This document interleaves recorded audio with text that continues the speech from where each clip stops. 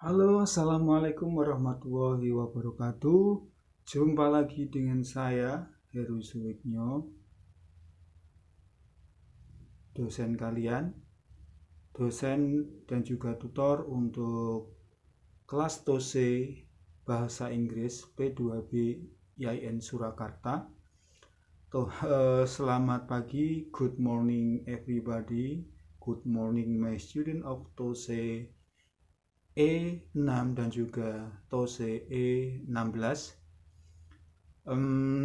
Ya, hari ini kita akan melanjutkan strategi yang bisa kita gunakan untuk mengatasi problem dan juga untuk mengatasi ataupun menjawab persoalan-persoalan yang ada di soal TOEFL maupun TOSE.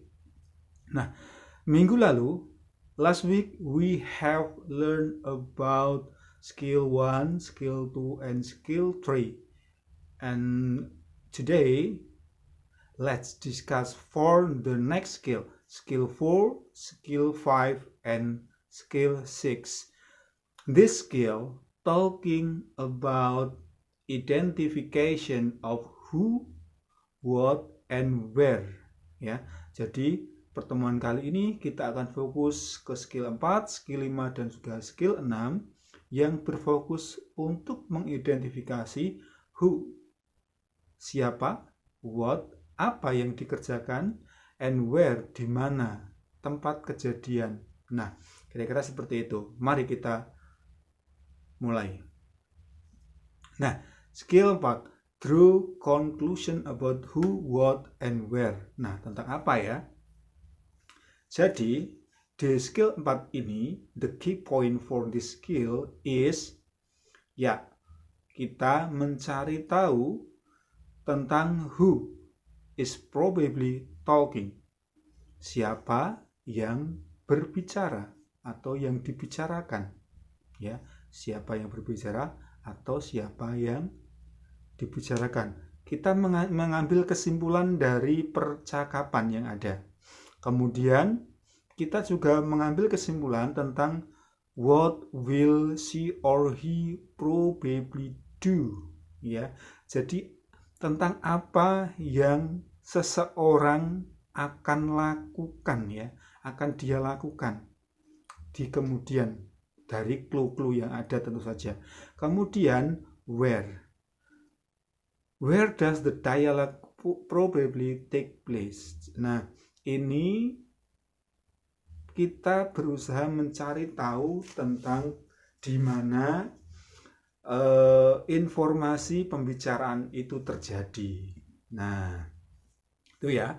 Jadi skill 4 ini fokus kepada hal itu. Terus bagaimana caranya, langkah-langkahnya?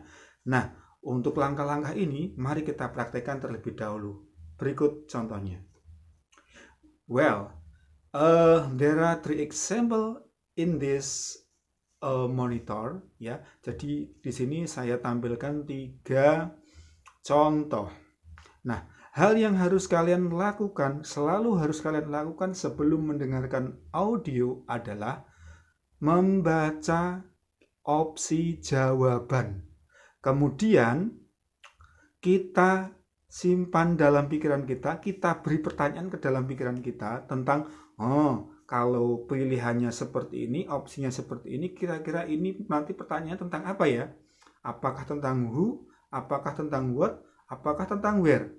Kita sudah bisa mengidentifikasi sebenarnya. Seperti contoh pada contoh yang pertama ini. Mari kita baca terlebih dahulu opsinya sebelum mendengarkan ya.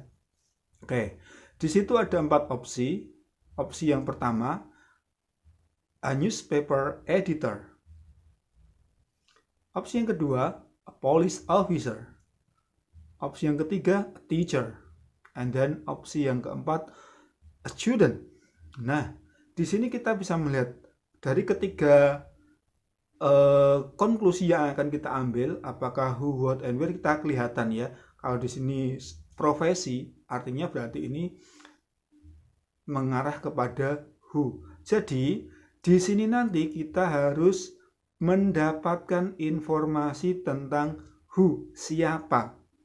ya, tentang siapa. Siapa yang berbicara atau siapa berbicara kepada siapa. Itu ya, itu yang paling penting. Dari apa? Dari clue. Oke, mari kita praktekkan untuk sampel yang pertama. Oke, tadi ya, setelah kamu mendengarkan, setelah kamu membaca opsinya, kemudian kita dengarkan. On the recording, you hear.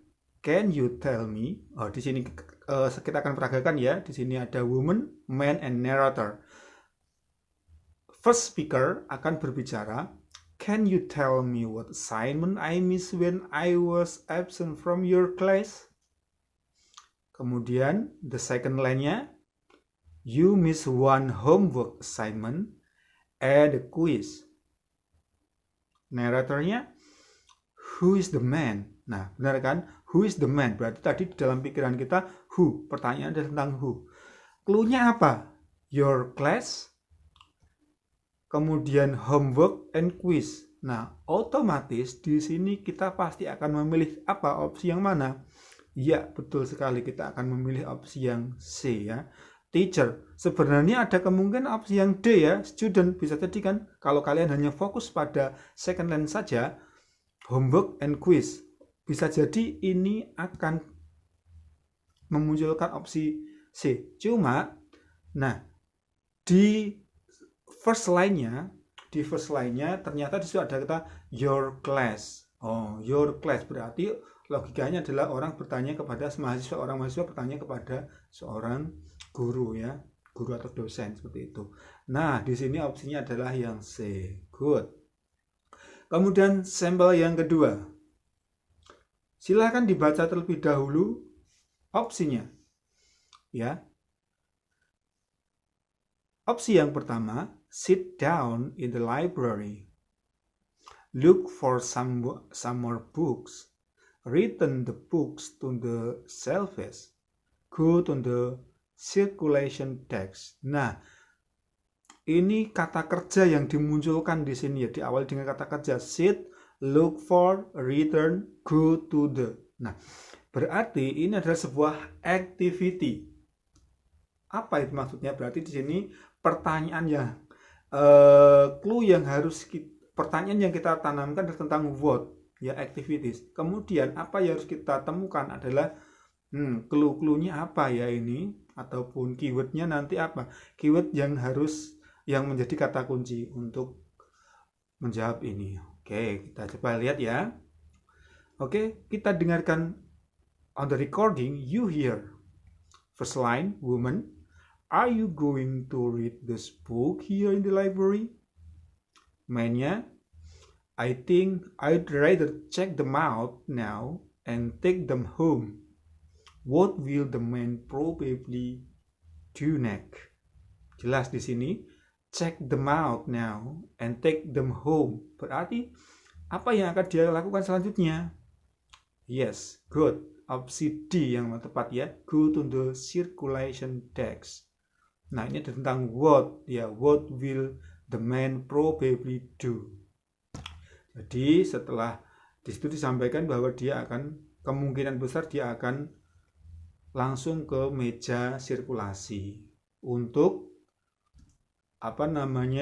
melakukan pencatatan peminjaman. Good. Kemudian contoh yang ketiga. Kita baca terlebih dahulu ya. Opsinya selalu kita harus tahu opsinya dulu, agar kita bisa menentukan apa yang fokus, apa yang harus kita cari, keyword apa yang harus kita temukan dari conversation. Oke. Opsi yang pertama, at the beauty salon. Opsi yang kedua, B, at the beach. Opsi ketiga, in a sandbox. Yang keempat, at an outdoor restaurant. Otomatis ini mengacu kepada tempat. Berarti ini berhubungan dengan where. Informasi yang berhubungan dengan where yang harus kita tangkap dari conversation. Mari kita dengarkan. On the recording you hear, woman, are you going into the water, or are you just going to lie there on the sand? I think I need to put on some suntan lotion. Nah, pasti kamu akan mendapatkan clue. Water and then sand. Water, sand. And then lotion. Nah, paling jelas biasanya yang paling akhir, lotion. What does this conversation probably do? Coba dari kata water, sand, lotion.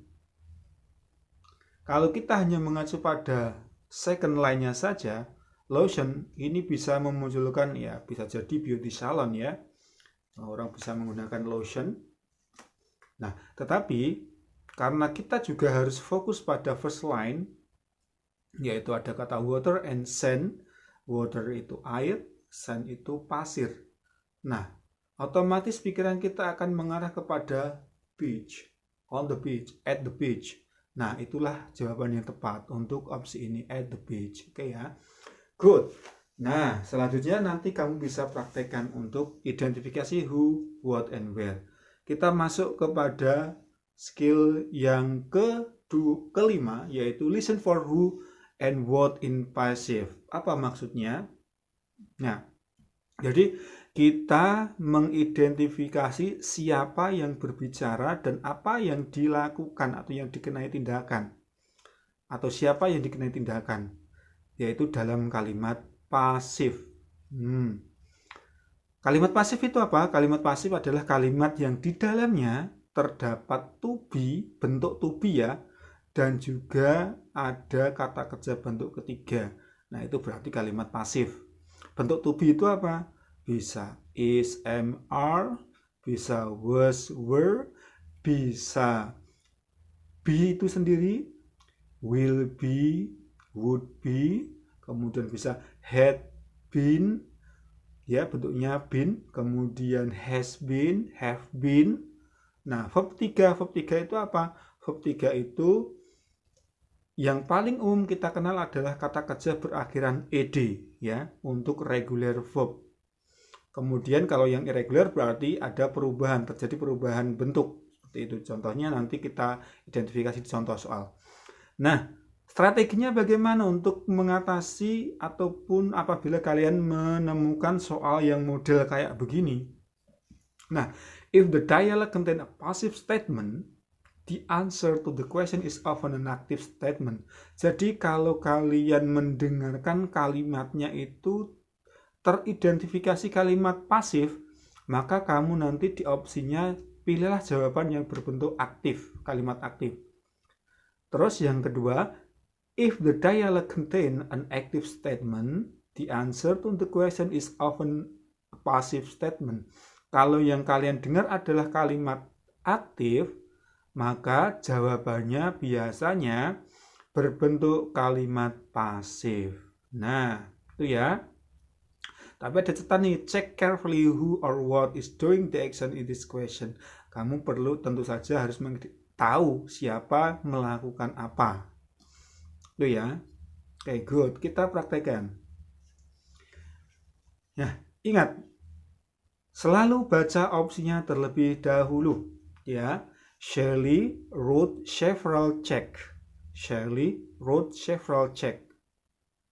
Shirley wanted to check up on the bank. A new checking account was opened. Shirley checked on a balance in her account. Coba kita lihat. Opsi A itu termasuk kalimat aktif atau pasif? Ya, betul, ini kalimat aktif ya.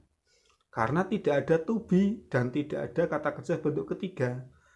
Terus opsi B, Sally wanted to check up on the bank. Nah, ini juga tidak ada to be-nya, berarti ini kalimat aktif. Terus C, a new checking account was open. Ini ada was itu salah satu bentuk to be. Open pakai ed, berarti ini verb 3. Ada to be, verb 3, berarti ini teridentifikasi kalimat pasif. Kemudian opsi yang D, Sally check on the balance in her account. Nah, di sini tidak ada to be, berarti ini kalimat aktif. Nah, dari opsinya saja ini kita bisa ketahui ya bahwa kok 3 opsi ini aktif dan satunya pasif. Nah, kemungkinan ini jawabannya nanti pasti pasif. Kita dengarkan terlebih dahulu, yuk. On the recording, you listen. Did Sally go to the bank this morning? Woman-nya menjawab, Memberikan respon, yes, she did. She got a new checking account. She got a new checking account. What does the woman imply ya? Nah, she got a new checking account. Ini kalimatnya aktif. Dia got a new checking account. Dia membuat account baru di sana. Kalimatnya aktif. Sumber yang kita dapatkan ini kalimat aktif. Otomatis opsi jawaban yang benar nanti adalah berbentuk kalimat pasif. Masih ingat tadi yang mana kalimat pasifnya? Ya, good, yaitu di opsi C. A new checking account was open. Itu ya. A new checking account was open. A new checking account was open. She got a new checking account. Nah, ini jawaban yang tepat adalah yang C. Itu yang dimaksud identifikasi who and what in pasif. Ingat ya tadi ya, kalau sumber yang kamu dengar adalah kalimat aktif, jawabannya pilih jawaban yang pasif. Kalau yang kamu dengar adalah kalimat pasif, maka pilihlah opsi jawaban yang benar yaitu di kalimat aktif. Itu, oke ya. Oke, terus selanjutnya skill 6. Skill 6 ini berbicara tentang apa? Yaitu listen for who and what with multiple nouns. Apa maksudnya ini? Sama, masih mengidentifikasi siapa dan apa yang dikerjakan atau kegiatan apa yang diceritakan. Namun di sini karena multiple noun berarti ada lebih dari satu kata benda atau ada lebih dari satu subjek yang dibicarakan. Itu ya. Nah, poin di sini, key poinnya adalah ternyata di sini when there are multiple nouns in a sentence, it is common for the answer to confuse which noun does what. Nah, biasanya memang ini agak sulit karena kita harus mengidentifikasi tadi yang berbicara siapa dengan siapa. Nah, di dalam percakapannya nanti biasanya akan muncul dua nama. Misalkan Robert dengan Albert. Robert melakukan apa bersama Albert. Nah, kita harus mampu menyimpulkan siapa yang melakukan, apakah Albert ataukah Robert. Nah, itu yang dimaksud di sini nih. Kita harus bisa mengidentifikasi secara tepat. Mari kita praktekkan contohnya. Nah, here is the example of listening for who and what with multiple noun. Oke, selalu kita baca opsinya ya terlebih dahulu ya. Jadi gunakan waktu beberapa detik untuk membaca opsi terlebih dahulu agar kita memiliki gambaran kosakata apa saja yang nantinya akan muncul saat audio diputar. Jadi kita sudah punya gambaran dulu kalau kita sudah membaca opsi. Oke ya, opsi yang pertama. Robert became a new member of the band. Robert menjadi anggota baru di dalam band itu.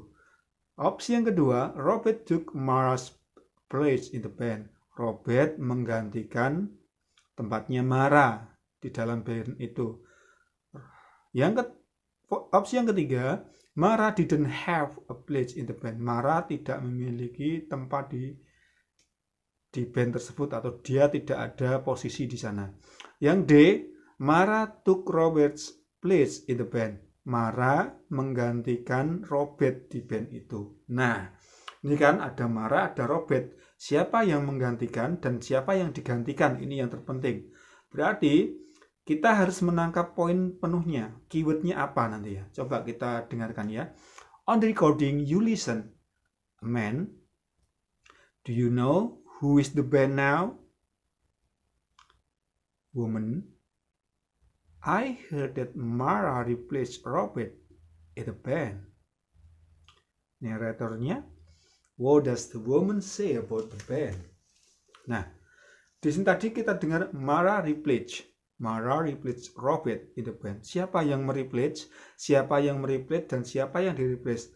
Yaitu Mara mereplace Robert atau Robert direplace Mara. Berarti yang mana opsinya? Otomatis yang Mara took Robert's place. Ya. Mara mengambil tempatnya atau Mara menggantikan posisinya Robert. Nah, yang D. Kalau yang B ini ada antara dua nih, Mara and Robert. Apakah Robert, karena di opsi B ada Robert and Mara? Nah, ini yang membingungkan. Jawaban yang tepat adalah yang D.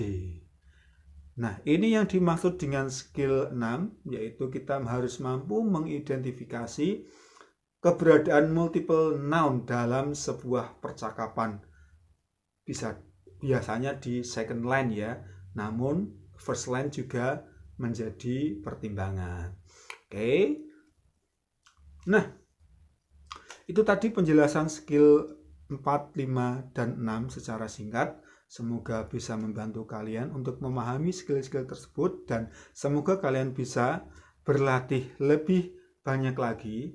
Pelajarilah latihan-latihan tersebut di Google Classroom. Saya akan share audio skill 4 beserta latihan-latihannya, kemudian skill 5 beserta latihan-latihannya, dan skill 6 beserta latihannya. Kalian kerjakan, kalian coba untuk mengerjakan sendiri dulu ya.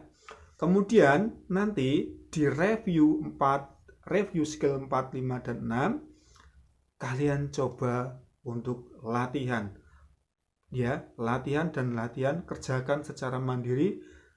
Jawaban kalian apa? Kirim di Google Classroom di private comment.